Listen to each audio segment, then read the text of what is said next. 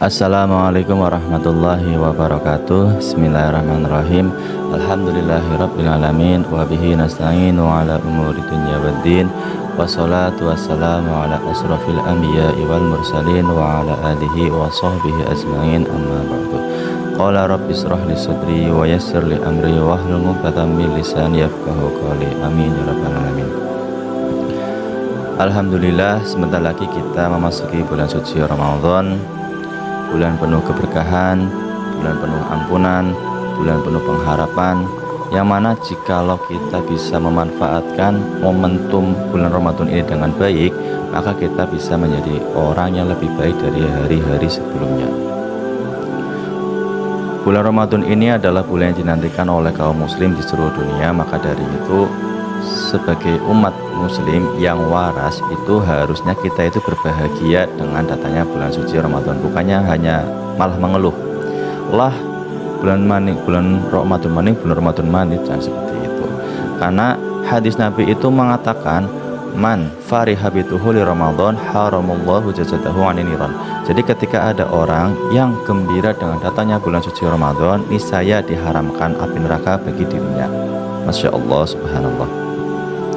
Teman-temanku yang dirahmati Allah Subhanahu wa taala, bulan suci Ramadan adalah bulan yang istimewa. Maka dari itu bulan suci Ramadan itu disebut juga sebagai Sayyidus Suhur atau penghulunya bulan.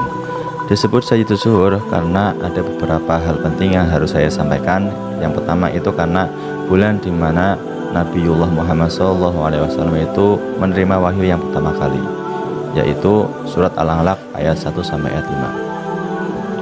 Pada zaman dahulu ketika Nabi Muhammad SAW sedang di Gua Hiro, datanglah seseorang yang itu malaikat Jibril itu membawakan wahyu untuk dirinya. Jadi perintah utamanya itu bukan sholat, bukan puasa, akan tetapi malah suruh membaca, yakni Iqra, bacalah, begitu ya. Nah, itu peristiwa nuzul Quran terjadi. Jadi ketika kita berpuasa, kita menemui satu malam, yaitu malam nuzul Quran tanggal 17, itu karena memperingati hari di mana Nabi Muhammad SAW itu mendapatkan wahyu yang pertama kali, yaitu surat Al-Alaq ayat 1 sampai ayat 5. Sebagai seorang muslim yang taat, sebagai seorang muslim yang beriman, tentu ketika kita memperingati hari besar tersebut, kita harus menjadikan itu sebagai momentum untuk kita beribadah lebih giat lagi, karena kita sudah mendapatkan satu malam yang sangat istimewa, yaitu malam nuzul Quran. Kita diperintahkan untuk beribadah lebih giat lagi, lebih bagus lagi, lebih taat lagi kepada Allah Subhanahu wa taala. Karena pada malam itu Allah itu menjanjikan diturunkan malaikat-malaikat yang banyak banget. Guna apa? Guna untuk melihat siapa yang beribadah di malam itu. Jadi malam itu malam yang penuh keberkahan. Yang kedua, kenapa bisa bulan suci Ramadan disebut dengan Sayyidus Suhur adalah terdapatnya malam Lailatul Qadar. Malam Lailatul Qadar itu sendiri adalah malam yang lebih baik dari 1000 bulan. Insyaallah. Kita saja sebagai umat manusia, umat Nabi Muhammad SAW, itu belum tentu bisa hidup sampai 1000 bulan. Kalau dikalkulasi atau dihitung secara ilmu matematik, 1000 bulan itu sekitar umur 83 tahun. Bayangkan masih ada nggak orang yang hidup sampai 83 tahun? Paling ada tapi nggak banyak kan, karena usia rata-rata manusia itu paling sampai 60-70 tahun itu udah paling bagus, paling lama seperti itu. Maka dengan ditatakannya malam Lailatul Qadar ini itu supaya manusia itu lebih giat dalam beribadah, lebih giat juga dalam meminta ampunan Allah Subhanahu wa taala, karena dijanjikan oleh Allah Subhanahu wa taala ketika kita menemui malam Lailatul Qadar itu, kita dijanjikan akan dihapuskan seluruh dosanya sampai dengan 1000 bulan. Kalau tadi kita udah menghitung sekitar 83 tahun usia 83 itu 1000 bulan, maka ketika kita memang hidupnya belum mencapai 1000 bulan, akan tetapi kita sudah menemui bulan Lailatul Qadar, malam Lailatul Qadar, berarti selama hidup kita itu seakan-akan kita itu bersih dari dosa-dosa, gitu ya, paham? Oke. Nah, Dosa di sini yaitu dosa yang akan diampuni Allah Subhanahu wa taala. Jadi dosanya itu Masya Allah ya, orang namanya hidup kan pasti punya dosa, nggak mungkin kita nggak punya dosa. Nah dosa-dosa itu dihapuskan semua dan kita itu menjadi pribadi yang bersih kembali. Itu keistimewaan malam Lailatul Qadar. Malam Lailatul Qadar juga itu dirahasiakan waktunya oleh Allah Subhanahu wa taala. Karena apa? Karena biar manusia, umat muslim seluruh dunia itu menantikan dan mewanti-wanti kapan sih malam Lailatul Qadar itu, seperti itu. Akan tetapi Nabiullah Muhammad SAW itu memberikan bocoran tentang malam Lailatul Qadar, yakni malam tanggal 21, 23, 25 dan malam 29. Yang berarti ketika kita beribadah pada malam-malam itu kita harus lebih giat lagi. Akan tetapi yang menjadi catatan, yang perlu menjadi catatan ya, jangan hanya kita itu beribadah pada malam-malam tersebut, sedangkan malam-malam lain itu tidak beribadah atau tidak melakukan kebaikan.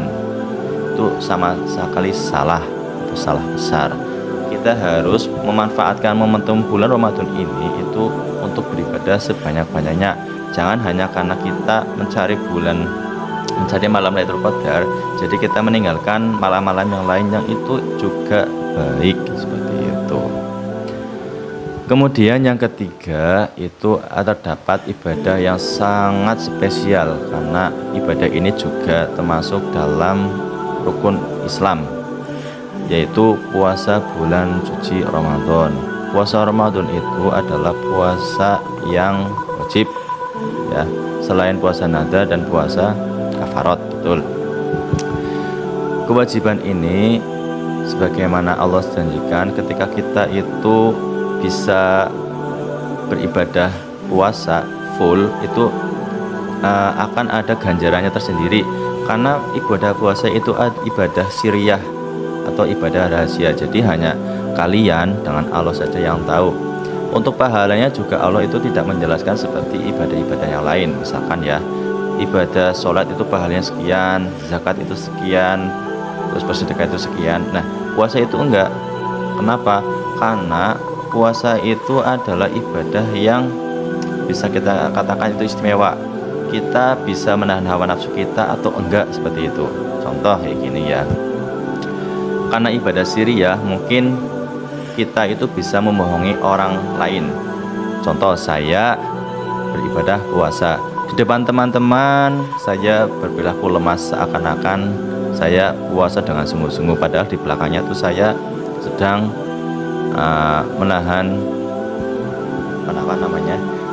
sedang menahan perut yang terlalu kenyang, kayak gitu, misalkan kayak gitu ya. Itu seperti itu. Jadi bisa buat berpura-pura, karena memang puasa itu ibadah yang tidak bisa dinilai oleh orang lain, seperti itu. Keistimewaan itu bukan hanya terletak pada sisi itu saja, akan tetapi puasa juga istimewa dari segi ibadahnya, karena Rasulullah SAW itu menjelaskan dalam sebuah hadis, man shoma ramadhana imanan wahtisaban ghufira lahu ma taqaddama min dhanbihi. Jadi ketika memang orang itu berpuasa dengan sungguh-sungguh, maka dihapuskan segala dosa-dosanya yang lalu. Buya Yahya itu menjelaskan dalam channel YouTube-nya, ketika ada orang berpuasa kok bisa sampai dengan yang bagus atau yang baik yang dinilai oleh Allah, itu bisa menghapuskan seluruh dosa-dosa kecilnya, tidak dengan dosa besarnya. Kenapa? Karena dengan puasa itu karena dengan dosa besar itu hanya bisa dihapuskan dengan cara kita bertobat yang benar-benar bertobat, tobatan nasuha, seperti itu ya. Itu seperti itu. Kemudian puasa juga adalah ajang kita untuk belajar tentang makna kepedulian, yang sebagaimana kita tahu, ketika kita melihat di sekitar kita itu masih banyak orang-orang yang ekonominya itu kurang tercukupi. Maka dari itu ketika kita berpuasa, kita itu juga ikut merasakan bagaimana penderitaan mereka dengan cara kita menahan lapar, menahan haus, menahan dahaga, menahan hawa nafsu kita, dan lain-lain. Itu seperti itu. Puasa juga mempunyai ibadah yang mungkin kita katakan itu istimewa juga ya, karena ibadah lain, maaf saya ulangi, puasa itu sendiri juga tidak dikatakan sebagai hanya menahan lapar dan haus dari pagi sampai malam. Nah gitu ya, sampai itu dulu. Jadi puasa yang sebenarnya itu dimaknai sebagai menahan hawa nafsu. Menahan hawa nafsu bagi apa?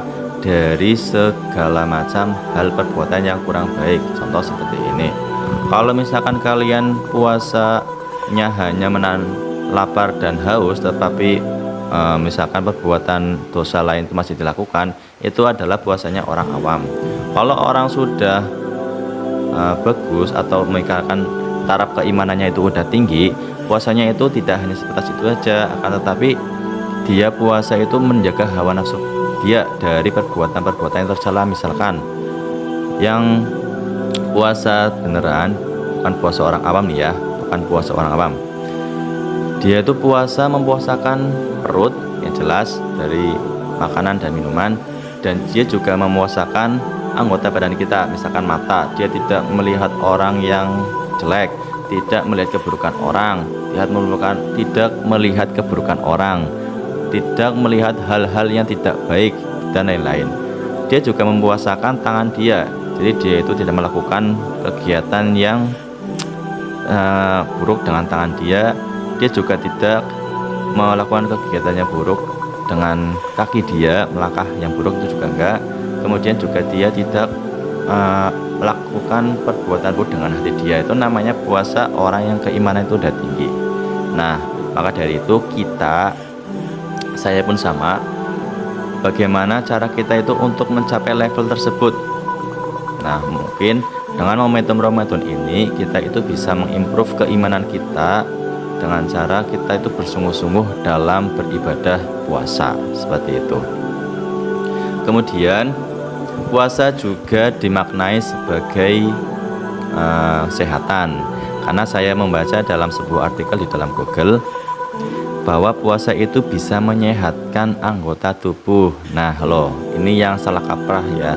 Banyak orang yang mikir, lah puasa maning kok lemas, kok mbok kenapa-napa. Enggak, justru puasa itu bisa menyehatkan. Karena apa? Karena ketika kita puasa, dan tentunya dengan sahur ya, itu bisa menyehatkan tubuh kita, karena lambung kita itu ternyata sedang dibersihkan gitu ya. Mungkin ya kalau kita pikirkan selama 1 tahun ini, lambung kita itu selalu terisi dengan hal-hal yang mungkin sekarang kita itu bisa katakan hal barang-barang kimia. Junk food juga ada kimianya, minuman juga ada kimianya, minuman zaman sekarang itu banyak kimianya ya. Ketika momentum puasa ini, perut kita itu dikosongkan, jadi bersih. Nah, itu membuat tubuh kita itu menjadi sehat, gitu ya. Nah, setelah berbuka puasa itu juga kalau misalkan kita ikut Nabi dalam berbuka puasa, itu harusnya juga menyehatkan ya. Contoh, kita berbuka puasa pertama kali itu minum yang hangat, kemudian memakan 3 biji kurma, kemudian baru sholat maghrib, kemudian baru makan porsi besar, tapi juga jangan kebanyakan gitu ya. Nanti ketika sholat isya atau sholat raweh nanti malah nggak bisa sujud kayak gitu ya. Nah, yang benar itu gimana? Nah, yang salah itu kayak gimana? Tadi kan yang benar ya. Yang salah itu kayak gimana? Yang salah itu ketika kita berbuka puasa, layaknya orang yang mau balas dendam ya, karena dari pagi sampai maghrib itu di puasa, nggak makan nggak minum, langsung makan ketika buka puasa dengan porsi besar. Itu yang salah seperti itu. Makan yang banyak sampai perut itu kembung, sampai perut itu terasa sesak, dan untuk sholat maghrib pun itu dia kesusahan karena saking kenyangnya. Itu yang salah seperti itu. Maka dari itu, kalau kita mengikuti anjuran Nabi, maka kita akan mendapatkan kesehatan yang kita itu sebenarnya nggak tahu ya, kan nggak tahu kalau belum diceritakan. Karena kita itu hanya melaksanakan, insya Allah kita sehat apabila kita itu melaksanakan ibadah-ibadah sesuai dengan ajaran Nabi, seperti itu. Mungkin itu saja yang bisa saya sampaikan. Kurang lebihnya mohon maaf. Wabillahi taufiq wal hidayah. Assalamualaikum warahmatullahi wabarakatuh.